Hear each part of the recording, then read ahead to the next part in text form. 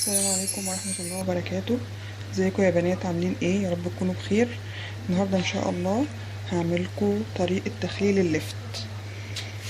انا النهاردة اشتريت اللفت ده زي ما انتم شايفينه كده بالمنظر ده. انا هبدأ انضفه، هشيل كل الجزء ده وهشيل الاجزاء اللي هي اللي تحت دي، وهنضف الجزء الابيض ده، بس هحاول احافظ على دوت لان ده اللي بيبقى فيه اللون. حتى لما اغسله ما ادعكوش خالص من هنا عشان اللون ما يطلعش، هنقعه واخلي الحاجات اللي فيه دي تنزل.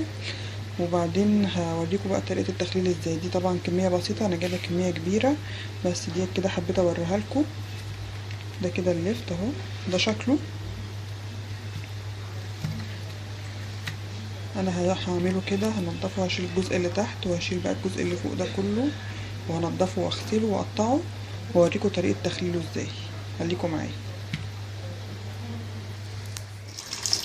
زي ما انتم شايفين كده يا بنات، نضفنا اللفت اهو، هنغسله. طبعا دي كميه اللفت بتاعتي كلها اهي. هنغسله بقى غسله كويسه، هنحافظ طبعا على اللون ده عشان هو اللي هيديله الحمار شويه مع البنجر، فهنحافظ عليه مش هندعكه، هندعك بس الاجزاء اللي هي زي دي كده. وبعدين نحطه في المصفى، وبعدين هوريكم نقطعه ازاي. اهو اللفت بعد ما اتغسل اهو شكله. هنمسكه بقى نقطعه التقطيع اللي انت عايزاه والشكل اللي انت عايزاه، بس اهم حاجه يكون كله في حجم واحد عشان كله ياخد نفس التخليل، مبقاش يعني واحده مخلله وواحده لا. هقطعه واوريكم شكله بعد التقطيع هيبقى شكله عامل ازاي.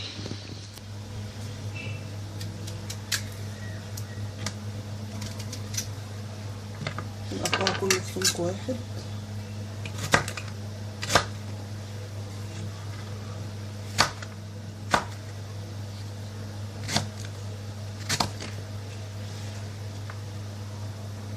زي ما انت شايفه كده القطاعه يبقى شكله جميل قوي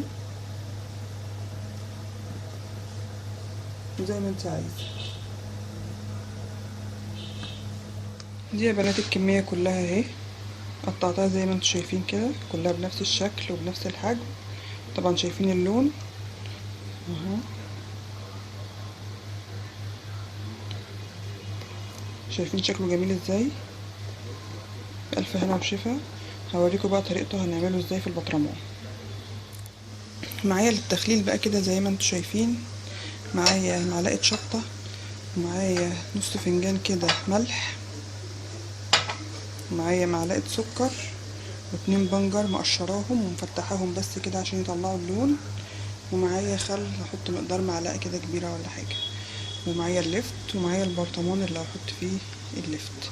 طبعا انا هقول لكم هعمل ايه. هحط اللفت واحط معاه البنجر والملح والسكر والشطه ومعلقه الخل، وهسيبه قيمه ساعتين كده ينزل الميه اللي فيه. لو الميه دي غطيته خلاص كده مش هحط له ميه تاني، هشوف ملحه مظبوط ولا لا وخلاص. لو الميه دي اقل منه هزود له تاني ميه وادوق الملح بتاعه، لو لقيته عايز ملح هزود له كمان ملح، لقيته مش عايز خلاص. هوريكم بقى بعد ما احطه في البرطمان. زي ما انتم شايفين كده يا حبايبي، حطيت اهو، معلش هو برطمان كبير شويه بس انا حطيت اهو اللفت. لو لاحظتوا حتى البنجر بدأ يعمل شغل اهو. اللفت والبنجر والمعلقه سكر ونص فنجان ملح ومعلقه خل، وقلبتهم. عايزه تحطي قرن فلفل ماشي، مش عايزه مفيش مشكله. اهو انا حطيت شطه. هتسيبه بقى كده خالص ساعتين كده لحد ما هو ينزل ميته. بعد ما ينزل ميته هنشوف. عايزه اوريكم يا بنات اللفت بعد ما سبته شويه. طبعا هو جاب ميه اهو لحد هنا كده تقريبا، فطبعا ما اتغطاش بالميه. فانا دلوقتي هغلي ميه واسيبها تبرد واحط له ملح واظبطه واكمل بقى لحد ما اغطي وشه كله بالميه واسيبه كده. تاني يوم ان شاء الله ناكل منه. يا رب يكون الفيديو عجبكم وطريقه اللفت عجبتكم. لو عجبكم ولسه ما اشتركتوش في القناه اشتركوا في القناه ودوسوا لايك وشير وكومنت.